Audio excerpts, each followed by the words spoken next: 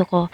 So ayun guys, pauwi na nga pala kami at nakadaan kami ng Jollibee pero hindi po kami kakain. Kung napapansin nyo naman guys, uwing-uwi na yung kuya ko, nahalata siya sa camera. So isa pa, busog na din kami kasi hinandaan din naman kami ng tito ko doon. So ayun guys, pauwi na nga pala kami at naghahanap kami ng masasakyan kasi hirapan po yung pagsakay ngayon kasi January 1 po ngayon. At ayun, kasama ko nga po pala si mama at may nakita po kaming sasakyan guys at pinuntahan agad to ng kuya ko at tinanong kung makakasakay ba kami pero ayaw po nila kaming pasakayin kasi medyo malayo po yung pupuntahan namin. So ayun guys, nag-aano na lang po kami, nag-aantay na lang po kami ng mga dumadaan na tricycle kasi wala namang nagpapasakay talaga sa amin.